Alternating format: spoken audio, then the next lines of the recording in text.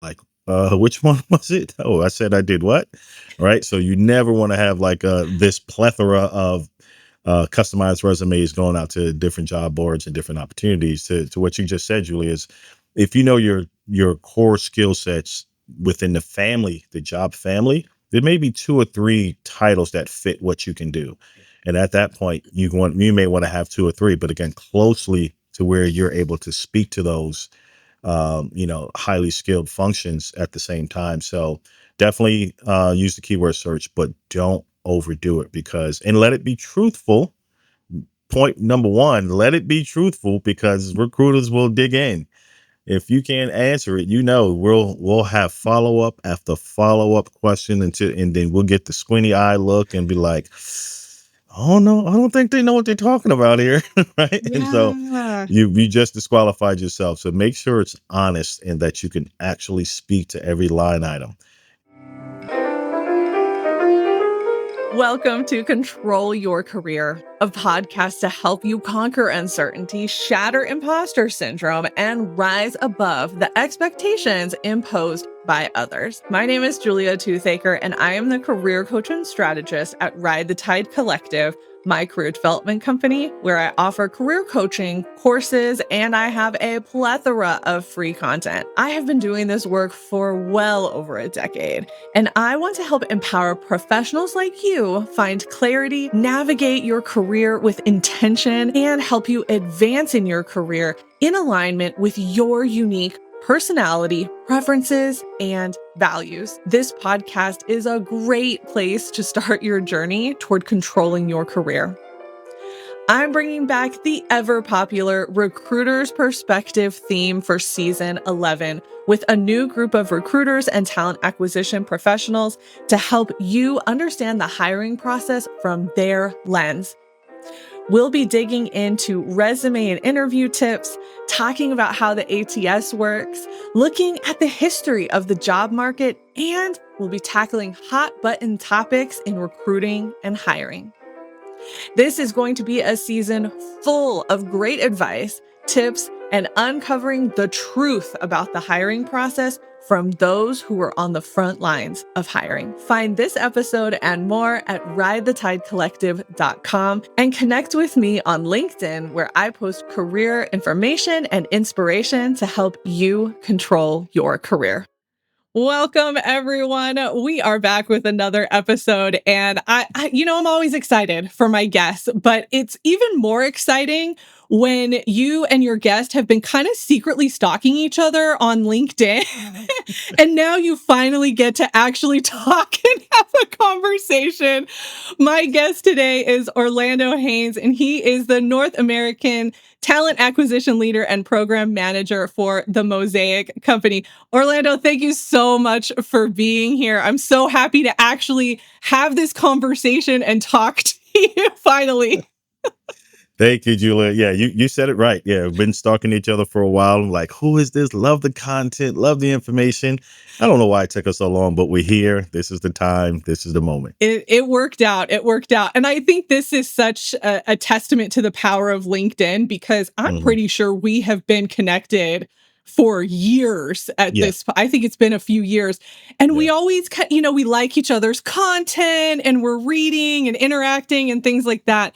And yeah, now is just perfect storm, and we're able to be on each other's podcast this year. So I'm so glad that it worked out. Love it, right?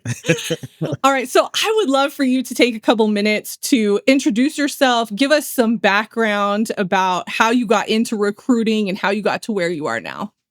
Yeah. So but thanks again, Julia, for letting me come on the podcast. So I started in recruiting 22 years ago, originally on the agency side through a company called Aerotech.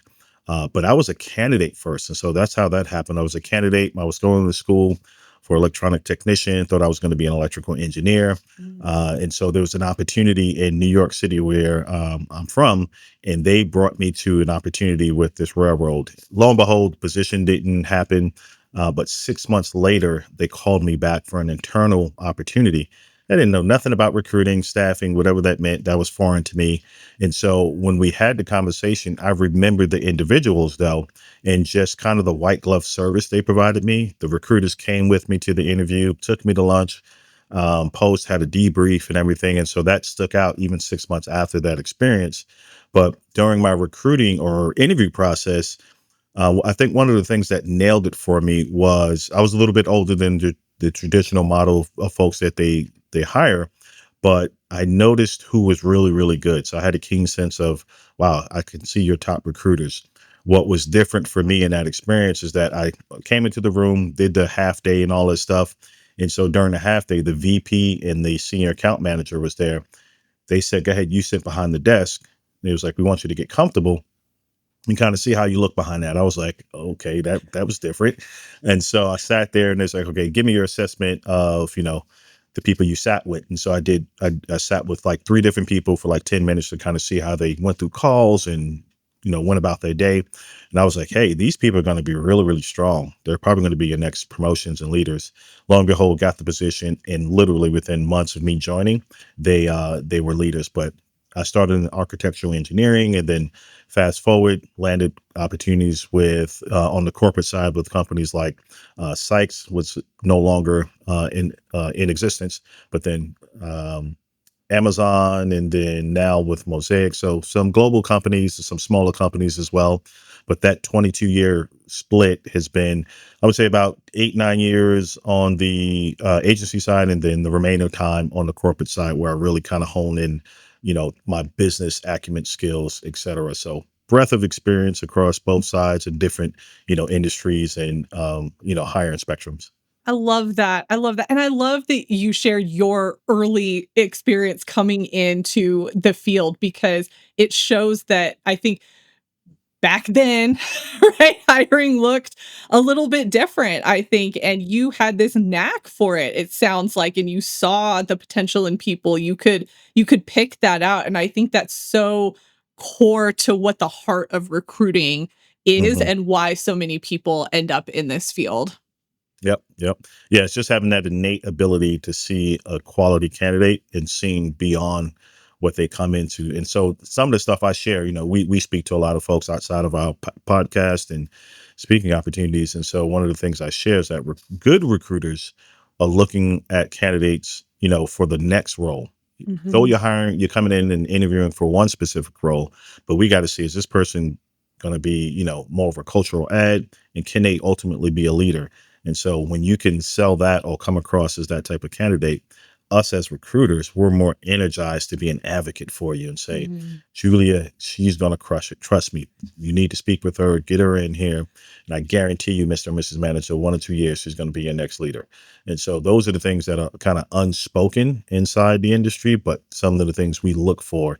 It's not just, can you fill the seat now, but can we see you 2 to 3 years down the line in the next opportunity? Yeah, yeah, and I think that's so important too, specifically within the corporate recruiting side, right? Because you're in it for that company, and so you want to hire people who are gonna be there, who are gonna Mhm. stay and really invest in the company. And that kinda leads me into our first question, which is, what does the hiring cycle look like and the hiring process look like at the organization you're at now? Yeah, so it's two different sides. Where TA's a good size a good size group of folks. I would say overall it's about maybe 13 to 14 people, but we're split into two sides. One is shared services, and then I'm on the strategy and internship side. But the hiring process in terms of number of steps is typically around 3 steps. So it'll be your initial conversation with the recruiter, then maybe one other manager, or a panel discussion, and then a final discussion. And so I'm glad that they know that time matters. Essence of speed is crucial for candidates, especially even in this market when there's a vast number of employees that are looking. You still want to make sure that you're moving quickly in the process to capture the best of the best. So it's not elongated by any means, unless for some odd reason schedules don't match up. Candidates not available at a certain time when the managers are. That's probably the longest process. But in terms of what we look for to move fast, that's something that's at top of mind. That's so good because I know that's one complaint that I hear from candidates so often is it just takes forever to get through the process or there are so many interviews. It's Mhm. like, why do we have to have so many interviews? Yeah. You know? So I love when companies recognize that and really try to streamline that process as much as possible. That's really good. Yeah, you have to be mindful of the situation because if, and here's the thing, right? That everyone can relate to. At one point, you were a candidate. I don't care who you are, what stage, back in the 70s, 90s, whatever. You were a candidate at some point, right? Now, the processes were different, but you still felt what it felt like, or knew what it felt like to be Mhm. waiting for a response at some point, whether it was the old school handshake and say, "Hey, you start Monday, friend." No contract. You just show up, didn't know what you was doing and getting paid. To now where it's a little more documented, right? Heavily documented, but knowing that if I don't get back to you, for the candidates that they know they want to move forward with extremely fast, there's an opportunity they're going to be gone. Yeah. Yeah. Well, let's talk about that documentation process. Let's talk about applicant tracking systems. How do you use them in your organization? If you use them, what does that look like and what is the process there? Yeah, so currently I'm about to draw a blank, but I'll come back around to figure out what they're using. But as of right now, that process, yes, they definitely use the applicant tracking system for sure. But I think it's pretty normal, and we're looking at different technologies to improve the candidate process, from text messaging, to speed up that application process as Mm, well by identifying that what AI implementation things that we can do. It also, as we look at expanding our employer brand, what does that look like from the tech side as well? So we're definitely in conversations with various vendors on our tech stack to making sure we're cutting edge as best as possible. You always got to keep in mind the budget and things like that, and making sure there's going to be a return on that effort. But the recruiting team is going through, top of funnel, seeing who the candidates are that are a match. And the good thing is too about it is there are 8 to 10 recruiters that are actively reaching out to candidates that apply to roles. And so that's both on the hourly side and the full-time roles. mm, So we do have a good sized recruiting team that can reach out to those folks. But at the same time, as a company, we have over, I think, 160 positions globally because we're a global company. And so that's another piece too. So we're going to get a massive amount of applications per requisition, as most companies are doing now, right. hundreds and hundreds. But again, at least we have a good sized team that can go out and, get through as much as they can to find the right person. Yeah. So one of the things I'm trying to do is kind of bust through the ATS myths Hmm. that are out there because I know you see it, all over LinkedIn, people talking about like, oh, you got to beat the ATS, you got to do this, you got to do that. I mean, from your perspective and your company's perspective, what's the reality for a candidate? I know I've had some guests say, getting in within the first 24 hours of something posting is really important. Do you guys have things like that? Like, what are some of the tips that you have that are actually helpful for candidates? Yeah, so I'll answer this more in a general sense, which can help anyone. Yeah. So from the ATS, I would tell folks how the ATS works is it's not there's folks that have not got questions, but once you submit, you're still in the system. It's not like it's disappeared into the abyss, into the ATS abyss, and we can never find you. It's just a matter of who's that recruiter and what's the keyword searches they're doing to pull up, Mhm. the most relevant.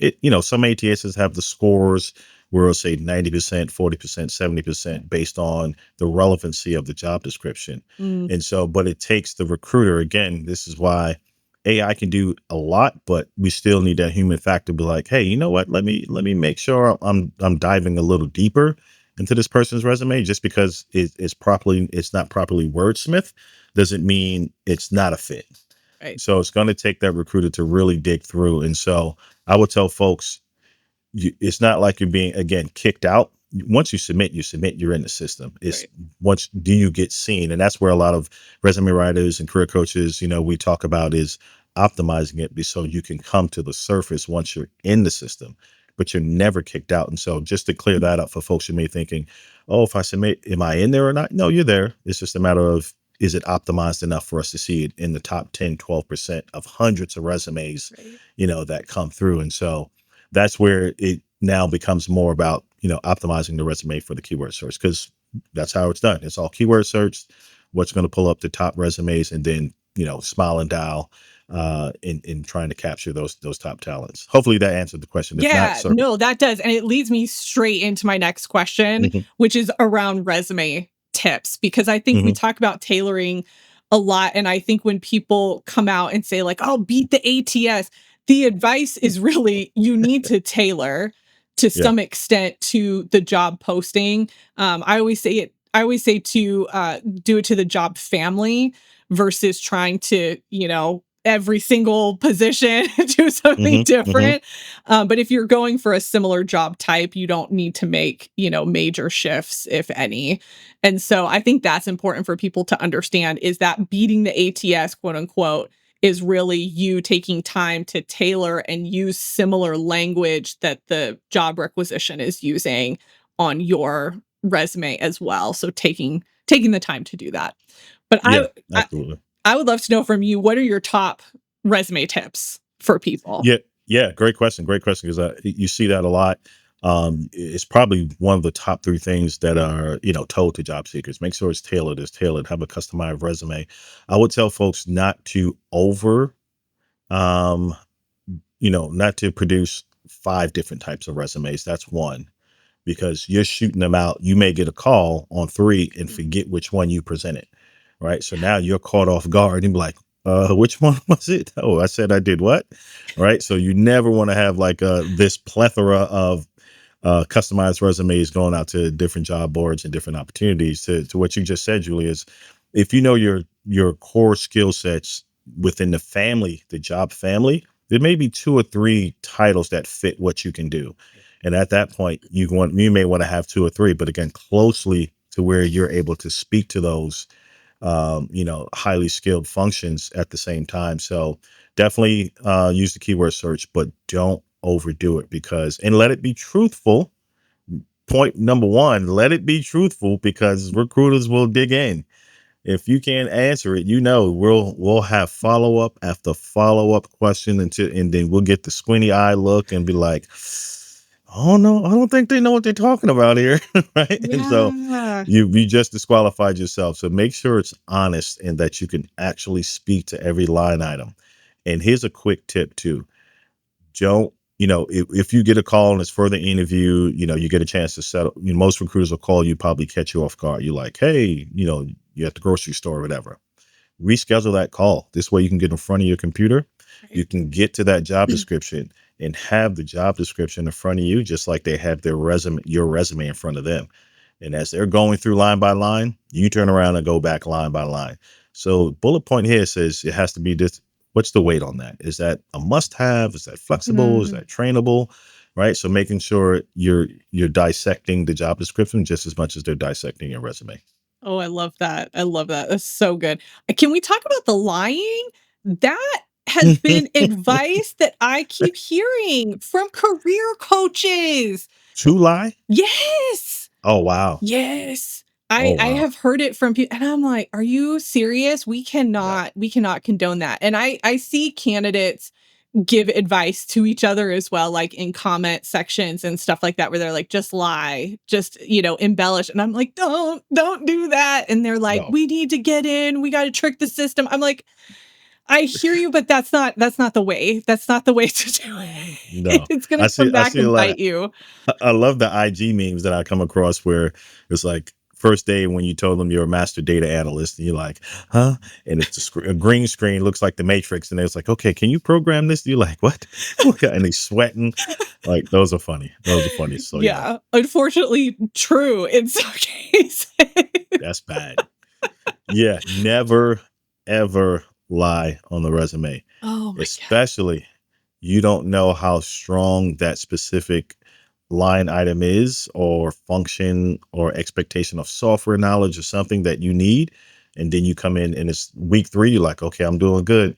Hey, can you do a pivot table, VLOOKUP, spreadsheet to give us the month over month report? And you're like, what? What? And your chat GPT and it is like, that's not going to work. It's not. You got to know the formulas, and no, it's not going to work. So Yeah. don't ever lie on your resume. Never. Oh my You gosh. can get creative with the words to make it sound fancy, but don't lie. Yes. Yeah. To 'cause you will get called out. You will get called out for sure. I think that's one of the benefits to ChatGPT in terms of helping you take basic language that Hmm. you're using and making it sound a little bit better, or Yep. identifying additional skill sets that maybe you didn't think about, in a project or a bullet point that you have on your resume, something like that. But yeah, outright lying about it, No, definitely don't want to do that. Definitely don't. absolutely not. Did you have any other resume tips that you wanted to add to that? So I would say I get a lot recently because I do a lot of career fairs throughout North America, and just in just coaching folks and questions through the podcast, is that the length the length still comes up, right? Do I Mm, need 2 pages, 3 pages? It differs per industry. Like if it was government work, you may have a 6 page resume because they're looking at all the projects and certifications and clearances, and so that can stack up, right? You right. can't abbreviate a bunch of certifications and clearance levels in the government sector, so that's okay. But the standard industry, if you're in accounting, finance, normal corporate functional roles, I would say, which is the standard answer, is 10 years. But you can do the traditional resume, then with the functional maybe at the bottom, which showing that you're still in the industry, not Mhm. not line item all the duties, but saying, hey, collapsing it 5 years, prior to that 10-year cutoff, Right. I was still in the industry at these companies. I don't need to go deep because that's going back 15, 20 years. But it's really also how much do you do. So what I tell folks is if you can get 5 bullet points of content on your resume, it's not about the quantity, it's about the quality of the information you put in there. So you can say, more with less. That's when you'll probably still hit that 2 page. And if it bleeds to three, no one cares. We're going to look at it for the value of what it brings and this, what we think you can add. So focus on that versus the length, and, but definitely probably not a 4 pager if you're just in the standard industry, you know. Yeah, and I feel like this came about because I've been career coaching now for, I think I'm in, like, my 14th year or something like that. So back then, we were still printing resumes, and so a lot Hmm. of that length piece, at least in my exposure, was because it all had to be printed. There were ATS systems then, but they were very crude. Like, they were Hmm. not what they Hmm. are today, where pretty much everything is done, on the computer. You're viewing all the resumes on the computer. But back then you were printing, and so you didn't want to have multiple pages and have it get lost and need to be stapled and all of that. So that's a little bit of, hiring history for you around Yeah. pages. Last tip would probably be, somebody asked me, he was a veteran. He said, "Oh, I meant to put, the rest of my experience on the back page." I was like, "Don't do that." I said, "Because when you submit it through the ATS, it's not going to read the back page. It's only going to see the front page." It's like, don't do that. Keep it a 2 page. Or he was like, "Oh, okay, I didn't know that." I'm like, yeah, we'll never see the remainder of that experience. Yeah. It'll never show. Yep. Yeah. And I want to make a nod to the government resume too. And to be fair, Hmm. I'm not an expert in government resumes. I never wanted to be, but unless something has changed dramatically in the last 10 years, there's a lot of specificity around how government resumes are written and the Hmm. Hmm. formatting that is completely different than Yeah. a traditional resume, than traditional advice that is out there. So if you are looking at applying to government positions, make sure that you're looking up those resources and following that format as much as possible, because it flies in the face of everything that all of us are telling you. Yep. Yep. Oh, even in the medical field, right? So completely different style Yeah. of information. It's going to be flooded with, content. So I say content versus just, information, but it does vary based on industry for sure. Yeah, yeah. Well, let's talk about interviewing, because I feel like this is an area, people can, for the most part, get the resume going and Hmm. apply and all that. And then we get to the interview stage. And so many people still to this day, like they get nervous, they don't know how to show up, they don't know how to answer questions. What Mhm. are some of your top interview tips for candidates? So I would say the number one thing is knowing that your goal is to sell yourself, and no one knows you better than you. So you're not talking about astronomy, physics, right? You're talking about yourself. And all you're doing is closing the gap between your skills and what they're looking for, that Christmas tree list, Christmas list that they call a job description. And so what that all entails is being confident, though. You really have to, be confident in knowing that it's a conversation, not an interrogation. Hopefully, you get someone who knows how to interview, right?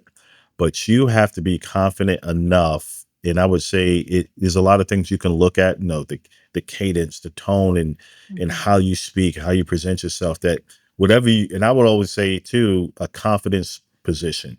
So I know it's funny when I sit straight back up and then I'll cross my leg.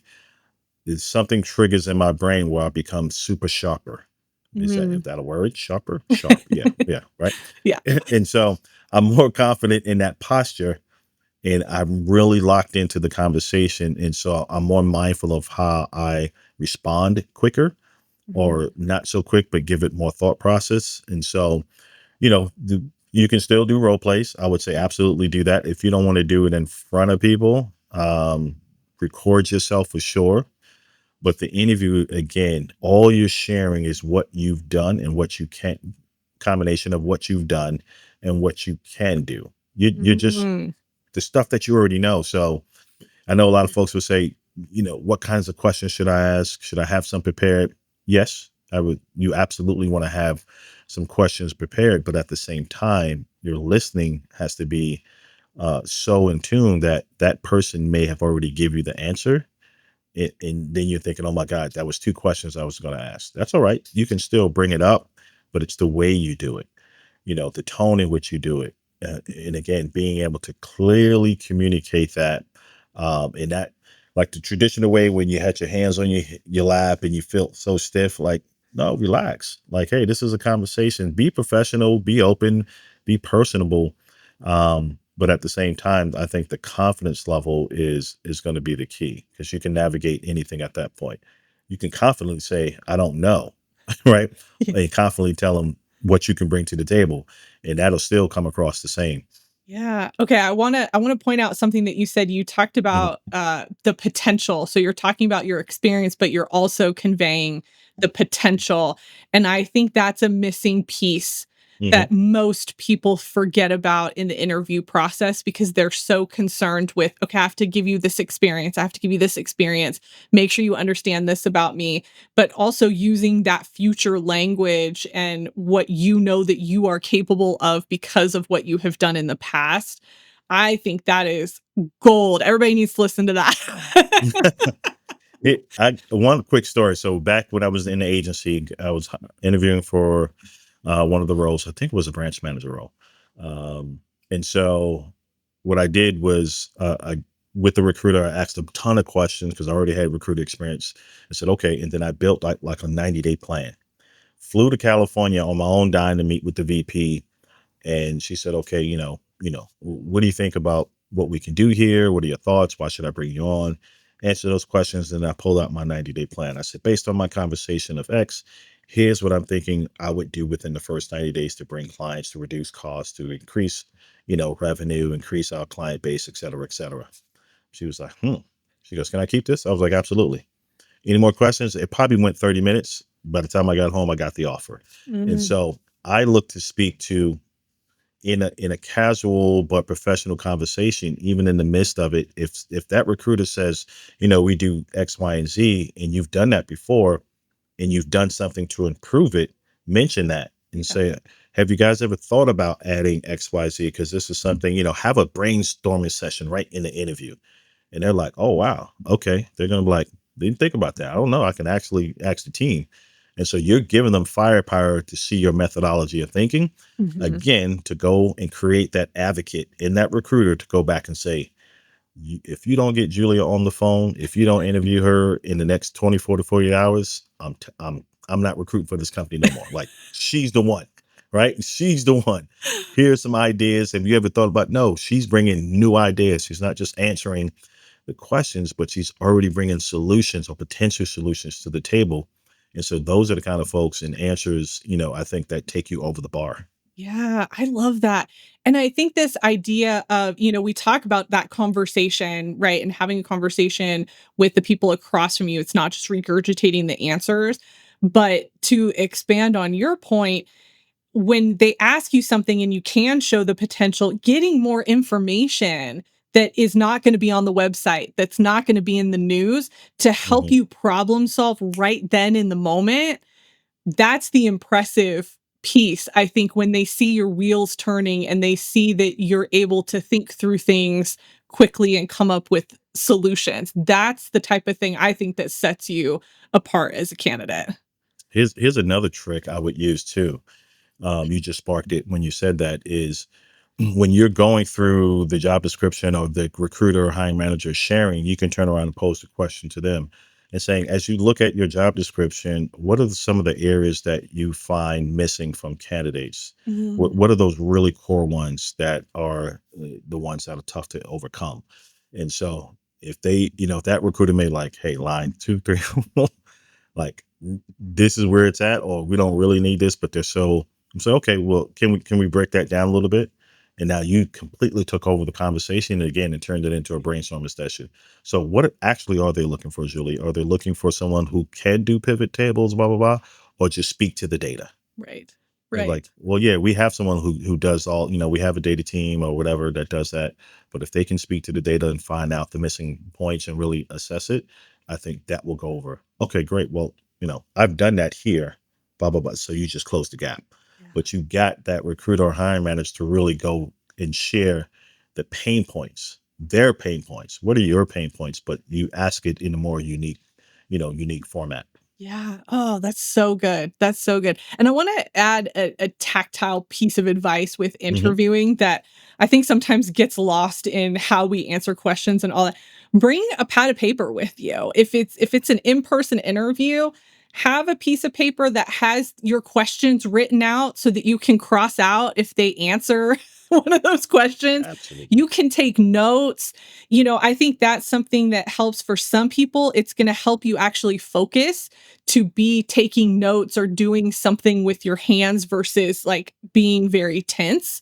And then even if it's, uh over Zoom or, online or something like that, still have a pad of paper right there, and write notes and all that. Nobody cares about that. I think people Nope. think they're going to be perceived a certain way.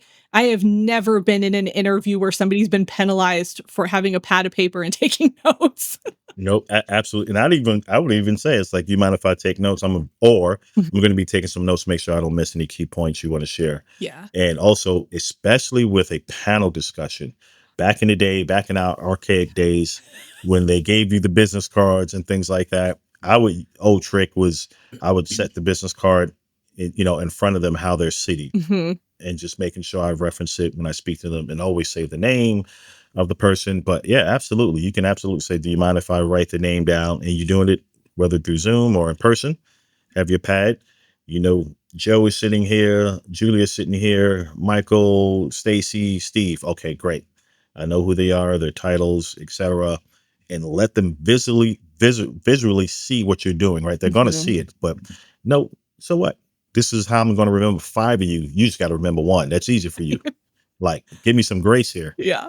Yeah, Yeah. Oh absolutely. my gosh. Julia here. Are you feeling stuck in your career, unsure of how to break through to the next level? I'm excited to share a transformative opportunity. The Career Advancement Intensive. It's a focused 1-day experience designed specifically for ambitious professionals ready to define their career path. In this immersive session, you'll work one on one with me to help you gain fresh insights into your professional strengths and uncover opportunities for growth. Together, you'll clarify your goals, refine your personal brand, and develop a strategic roadmap tailored to your unique aspirations. Imagine leaving the day with renewed confidence, a clear vision of your next steps, and practical actions you can implement immediately. As a bonus, you'll receive additional resources, tools to enhance your resume, optimize your online presence, and deepen your understanding of what drives you professionally. Not all coaching requires a 6-month commitment. The Career Advancement Intensive is perfect for ambitious professionals who want answers and strategies quickly. Before committing, let's make sure that this program is the best option for you in my complimentary career coaching clarity call. The link will be in the show notes and description for this episode. Now, let's get back to the show. Okay, let's talk about cover letters. I'm asking everybody this season, do we care? Are we using them? What's going on with cover letters? Yeah. Personally, I don't care about a cover letter. That's like the trimmings before the meat, right? You can never go wrong with a cover letter, especially as you're filling out the application. But I would tell folks, if you too, worst case scenario, err on the side of caution, you can do it. There's nothing wrong with it. But when you're going through an application, if it has that red asterisk and it's saying, hey, you must upload it, you better get one ready, right? Like that's a key indicator telling you they look at it. The recruiter may not care, but the hiring manager may care. And Right. so they're going to care about the grammar, the punctuality, all this stuff, so making sure your T's are crossed, I's dotted, commas are in the right space, all those things, that it's vetted clear, and there's no errors because you did a copy and paste from the previous company you applied to, right? Making sure all those things are all wiped off and you're good to go. But I would say for the most part, it's probably, 70%. I don't have the hard data. You might, Julia, but most recruiters don't care. Yeah. Industry will dictate it too. Yes. Financial services, things, somewhere where they're looking for the Harvard grad or the master's degree and yada, yada, yada. And it's a pristine, company. They're looking for that. You should know. But if you want, err on the side of caution, just throw the cover letter in there. It's not going to hurt you. Yeah. That's pretty in line with what people have been saying. For the most part, frontline recruiters don't care. Mhm. They don't care about the cover letter, but in some instances, it does matter. To your point, the hiring manager wants to see it, or the industry or the function dictates that it's something that they would like. I think in some instances, there's questions that need to be answered. I know that's really common in higher education, which is Mm. more of my background. You have to write friggin' essays for applications Right? and all of that. So a lot of times you will have to do it depending on what you're applying for and where you're applying to. So But if you can tell it in a way, your cover letter, it sounds like you're telling a story, yes. right? That's going to excite the person to spend some more time definitely on the resume. Just be like, who is this person? Like, what? Like, Yeah. I'm ready for the chapter of the next book. Like, what is going on here? Yeah. So if Yeah. you can do it in a storytelling format, that is, again, but speaking future, not just what you've done in the past, but future, Right. what you can bring to the table, I think is more exciting to the reader. I absolutely agree. I usually recommend that people make some type of heart connection, which I know Mm-hmm. for some people they're going to be like, "Come on, I'm just applying for a position." And it's like, "Well, you need to tell the story. You have to Yep. tell the story. It could be about the field and the type of work that you're doing. It could be that company. There has to be something there versus just regurgitating your resume. That's not Absolutely. going to be helpful. It doesn't help make a connection at all. And so if you don't know why you are applying for that company or that position, then you have bigger issues than the cover letter at that Exactly. point. Exactly. Okay, I want to talk about the shifts in recruiting because you have Hmm. been around for a minute. You've seen so many different shifts throughout the years, but I feel like that 2020 shift was one of the bigger ones that we've seen probably since 2008, and even 2008 I feel like didn't make the same shift that 2020 did. So can you talk from your perspective kind of what you see has changed and even to where we are now from 2020 to 2025? Yeah. So as most, well, maybe job seekers don't know, but if depending on, where they're getting their information from, what we've seen massively different in 2020 to now is the massive layoffs in the HR recruiting departments. So a lot of them were dismantled. And so if recruiters, or excuse me, job seekers were looking for feedback at that time and they're wondering why they didn't get a response, that could be it, where they were a team of 5, now a team of 1, Mhm. or a team of 0, and that function now moved to an HR coordinator. They're not skilled, or they don't have the bandwidth to respond to all these individuals. Right. A lot of technology companies now are trying to improve their technology as well. I think auto response has always been in there for a while, but back in 2008, it was the manual response, right? It Yeah. was freehand typing those emails, et cetera, to let them know yes or no. But now what I've seen now is I've seen a slight shift in which I would love to like partner with businesses from my own business and my own side business to help recruiters become more content creators in a Mm, sense. And I'll explain that, because now we're trying to improve the employer brand, right? There's still tons of companies that are hiring with this, again, this vast pool of talent right now. But as we look through, as companies or job seekers, again, look through what's core value to me, do I align with the mission, et cetera, location, remote, employers will sometimes still kind of rest on their laurels. Like Google is the shiny nickel, Amazon, but behind the scenes, it's a regular company, right? There's massive problems. No company's perfect, right? yeah. No company perfect. So you be mindful of that. And so you can do that. But I think from a talent acquisition, to attract more talent, increase their pipeline with the right people, is show more of the day-to-day lifestyle, like it's a blog, right? If they can do that, depending on the company proprietary information, obviously, et cetera, but show more of those content creations, whether you're just having a team meeting, no audio, but it's a team meeting, you cut it up and you Mhm. have this cool little caption, says us brainstorming to capture the next great talent, apply here, right? We've had conversations where we're looking at, adding manager videos to the specific role. So if it's an engineering role, we have the manager of that department share a 1-minute video talking about the position, where it's added to either the job description or the email. So only engineering students get those, or applicants, whether it's marketing gets those. And so this way they're like, oh wow, I get a glimpse of what's going on inside, and I'm seeing who my manager would be. All right, so it's a cool little video. It doesn't have to be super, produced, but it's more personable at that way. And then we're stepping into that digital content creation, in digital space, and so being more, again, content creative, in how we reach the masses. I think it'll draw more eyeballs to you, and you'll probably be able to vet through some top candidates even quicker, because they'll be like, wow, that's just super cool. Okay, Yeah. I can we get this going? Can this be a thing? I need all the companies. Right. I need all the companies to do this.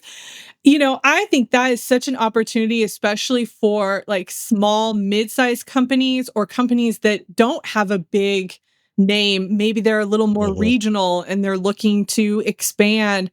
I think that's such a wonderful idea to get their brand out there, because a lot of times, people just don't know you exist Yep. as a company.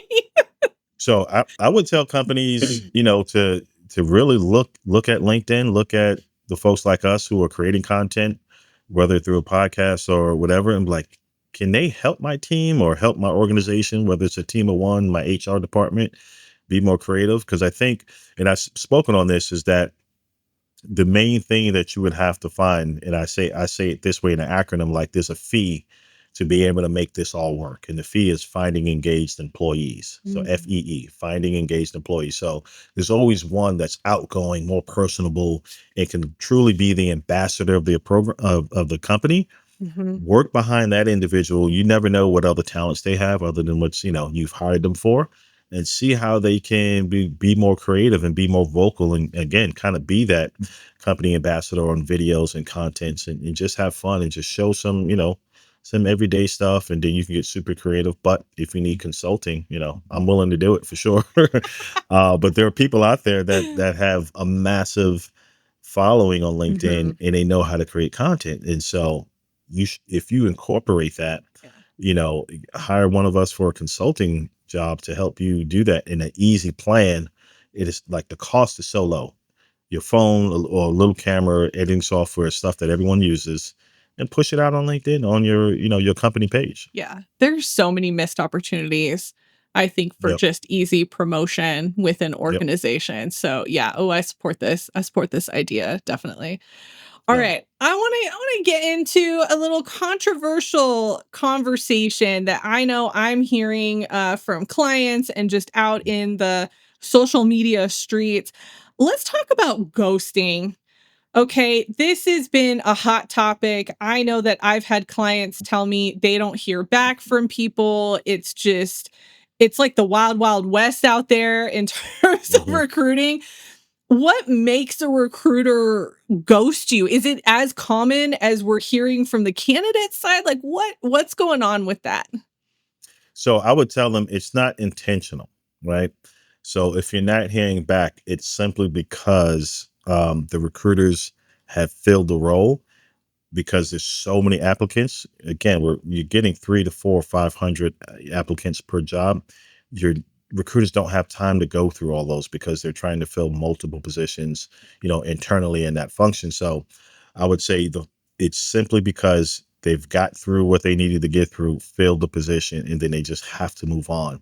Even if it's auto response. Now, they should at least be getting an auto response. If they're not hearing nothing, then that's something from a recruiter standpoint to go back and click and say, okay, submit that. But the other side is like, hey, maybe we don't, because any event we fill the role, the person doesn't show up or doesn't work out, we still can, reach back into that talent pool in the ATS system and reach out to those folks and call it back saying, hey, we haven't reached out. You applied several months ago. We did fill out, we did fill the position, didn't work out, wanted to see if you were still available. So there could be that mindset Right. of that. I don't know if there's a straight policy for it, but I think it can be, per recruiter. And I'm saying this, broadly as well. But I can tell you that for the most part, especially since 2020, it's been the influx of too many resumes that the recruiter will not get through. It's just they have to fill it and move to the next one. And there's no way, unless they have that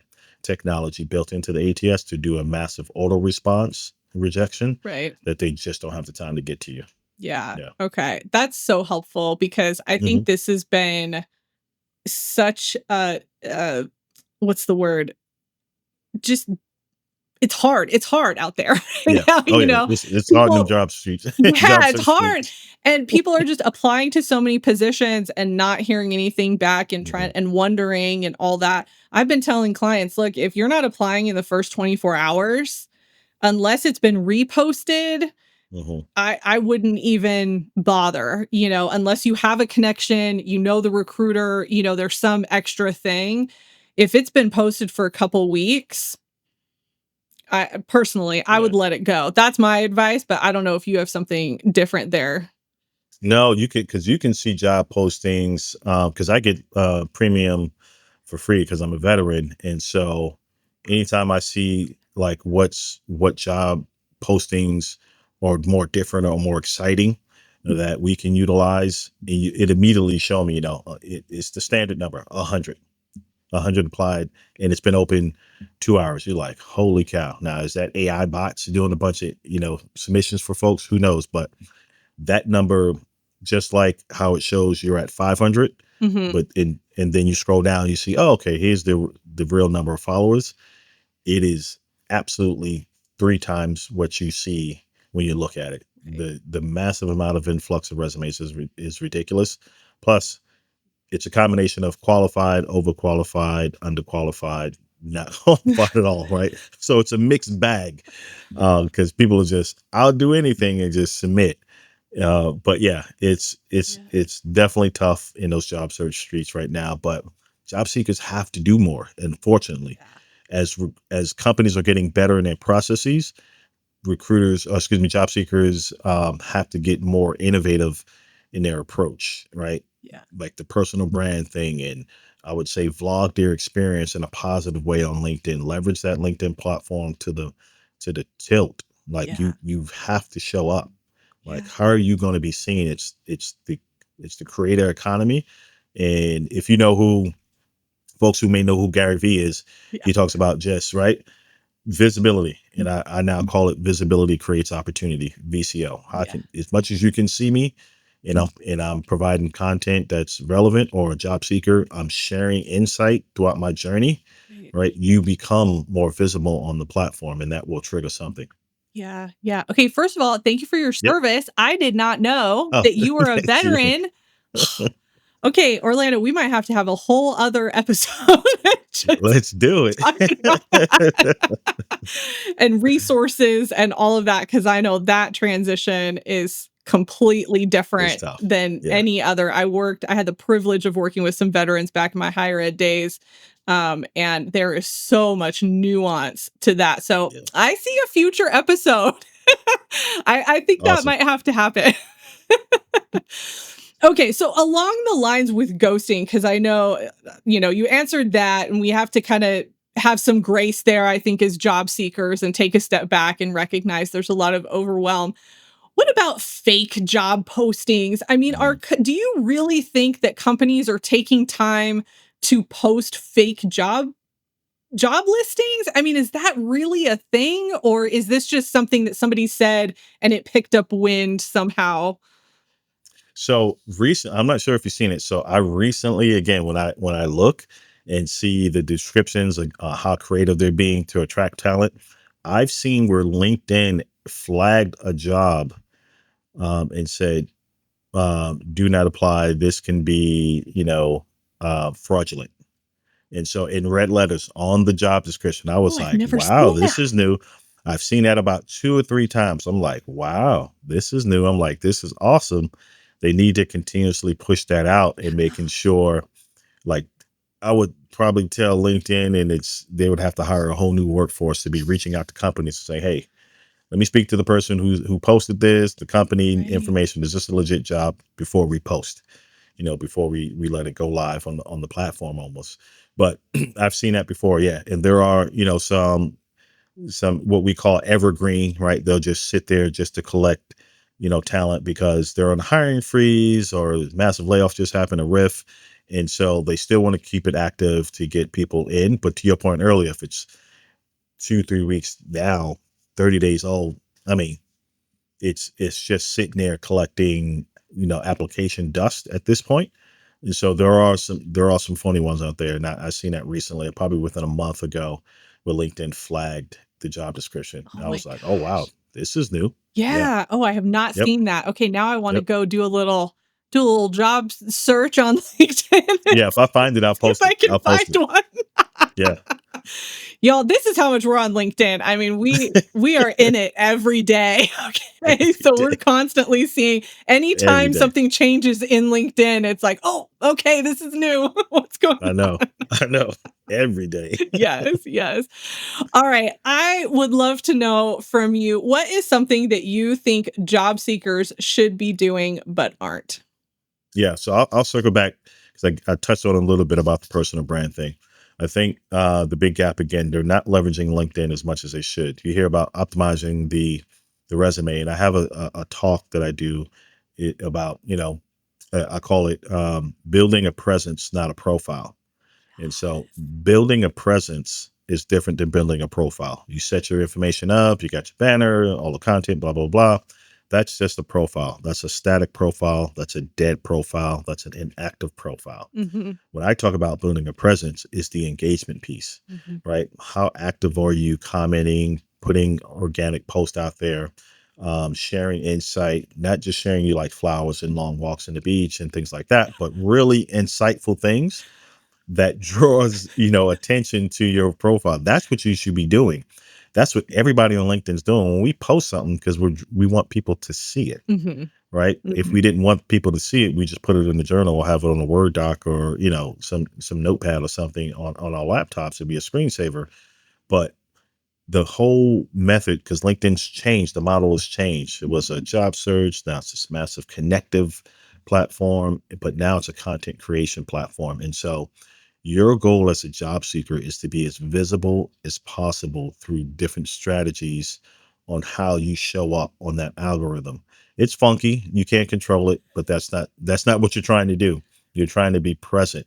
Yeah. And so once your profile is optimized with the keyword searches, just like you would put on a resume and the Mhm. about subject and all through it, and have fun, be creative with that digital platform of the banner, right? That's your real estate to do whatever you want with, and make it fun and exciting. And so, but putting out content, whether it's a newsletter about your job search journey, if you're not employed, if you are employed, some best practices in the industry Mhm. that's quietly showing your expertise and, again, thought process, thought leadership, methodology, etc. So all these things, I think job seekers, to wrap up the answer, is they need to become content creators as well to draw more eyeballs and visibility on their platform or their profile, Yeah. so they can make those connections and have those discussions for opportunities. Yes, I 100% agree. I know my audience has heard me talk about this. I'm Awesome. probably a broken record at this point, but all of the most amazing things that I've been able to do in my career, the majority of them have come from LinkedIn, have come from some connection or a connection of a connection. Somebody saw something, whatever it is, and it's just posting consistently. And it doesn't have Yep. to be crazy.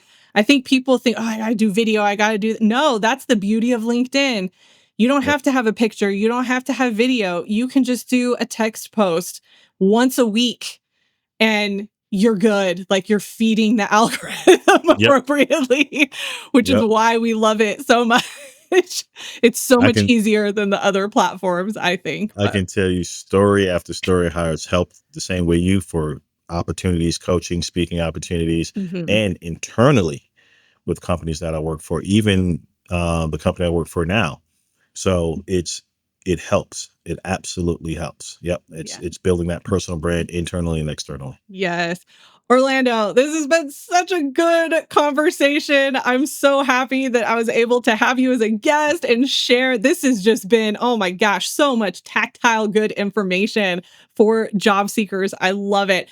Now, I know you have a podcast, you have a book, you have your own side business along Hmm. with Hmm. what you do full time. So, can you please share a little bit about that and where people can connect with you? Yeah, absolutely. Thank you again, Julia, for the opportunity. I can't wait for you to be on my podcast, which is Career Talks Podcast on Apple, Spotify, YouTube, etc. But yeah, the book, it's actually a career accelerator planner, and I'll pitch it real quick. So I have it in digital form because not many people maybe buy books. But what that does for corporate professionals is allow them to document their performance, their projects. And so when it comes time for promotions, updating their resume, the one-on-one conversations, merit increases, they've documented everything. But this has prompted questions so you can say, who did you impact, collaborate with? What are your ideas? What money did you save, etc. So this way it's content driven. It's for the full year. And so you can condense all that and be like, you know what? I'm not going to leave my intellectual knowledge in that cubicle. I'm taking it with me everywhere I go. And so, but you can find all that information on the careertalkspodcast.com, which is my website, and connect with me on LinkedIn. Absolutely. Yes, and I will have all the links for your website and your LinkedIn in the blog post for this episode. Orlando, thank you again. I appreciate you taking the time.